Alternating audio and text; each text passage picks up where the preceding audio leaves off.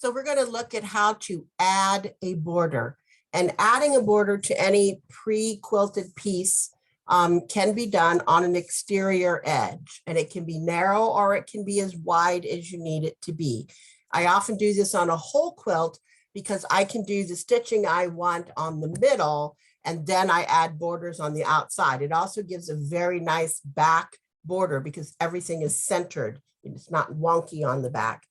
But anyway, what you need to do is if you are joining any like sections together that are already quilted, you can do an exterior edge. You can do all the way around a quilt, small or large, it's going to work the same. So you determine the width of your border. Now on the front, you can keep joining extra borders. You put the first border on with the back, and then you keep adding as you get to the next step. If you do that, your back border measurement needs to be the total finished width of all of your borders plus an inch. I do an inch, half an inch you need, but an inch gives you some wiggle room when you quilt out that border, and then you can trim it up. So you take whatever your back border width is, and you're going to lay it right sides together across the back, lining up the edges as closely as you can. And then you're going to take your first top border or the complete top border and put it down right sides together. Now it's very important that you pin because you have a lot of layers, and of course they could certainly shift on you. So pin all the way across, and then go to your sewing machine and sew in, I would say, a fat 1/4 inch. I go just a tad over the line because there's a lot of fabric here and you'll catch it all, but you don't want to make this border too fat. Now let's say I've stitched that all up. So here's the block that's stitched along the edge.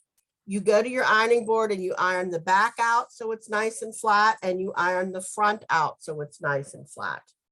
Now you're going to add your batting.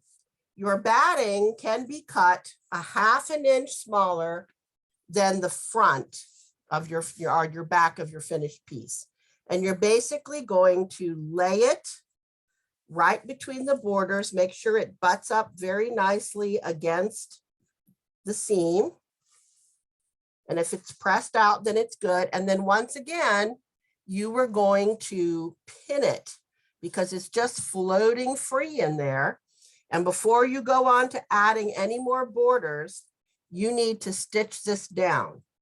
So you have a couple of options, of course. You can, the first thing I do is either stitch it here or here so that the edge is caught and is never going to bunch up. But it might depend on what I'm doing. If I had a design and I'm doing this kind of thing, then I might just top stitch a little more than a half an inch because your batting is out beyond that seam edge, or at least stitch it along this end. You have to do something to secure it. And then you're ready to quilt this border in. And then the next you do, if this was a whole quilt, you would just turn it and you would do the bottom edge, and then you would turn it and do the side to side. You have to remeasure for those side borders.